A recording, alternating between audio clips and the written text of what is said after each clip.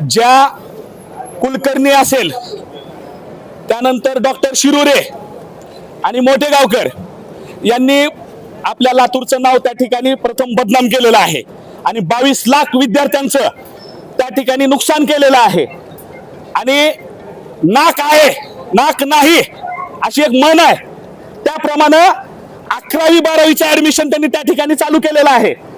नीटचे paper होईपर्यंत 21 तारखेपर्यंत classes चालू ठेवण्यासाठी आम्हीच कलेक्टरांना विनंती केलेली होती की त्या विद्यार्थ्यांचं नुकसान नाही झालं पाहिजे आणि जे 11वी 12वीला विद्यार्थ्यांनी ऍडमिशन घेतलेलं आहे त्यांची तात्काळ फी या मोठेगावकरांनी त्या ठिकाणी वापस केली पाहिजे।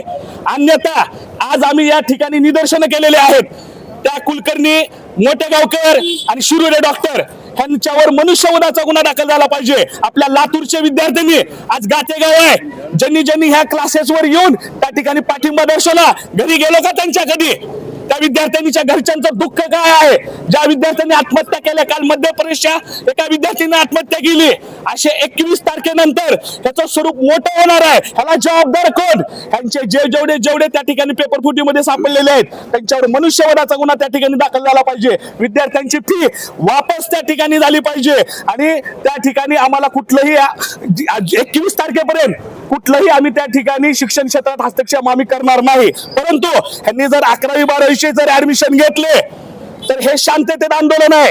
पुढचं आंदोलन हे शांततेत त्या ठिकाणी नसणार आहे, हे त्यांनी त्या ठिकाणी लक्षात ठेवावं। आणि जे डॉक्टर शिरोरे त्याच्या हॉस्पिटलला त्या ठिकाणी सील केलं पाहिजे, कारण स्वतःच्या मुलासाठी पेपर विकत घेतो हा मोठेगावकर, त्या ठिकाणी बोगस डॉक्टर त्या ठिकाणी निर्माण करतो। आरोग्याचा विषय त्या ठिकाणी परिस्थिती, आरोग्याच्या विषयाची बी परिस्थिती त्या ठिकाणी निर्माण झालेली आहे। म्हणून आमची सरकारला विनंती आहे की यांच्यावर तात्काळ त्या ठिकाणी नियंत्रण करा। सीबीआयला आमची बी त्या ठिकाणी विनंती आहे, ह्या क्लासेसला जोपर्यंत तो डॉक्टर जे आरोपी आहेत की जे त्या ठिकाणी निर्दोष कोर्टातून सुटत नाहीत तोपर्यंत हे क्लासेस त्या ठिकाणी बंद झाले पाहिजे।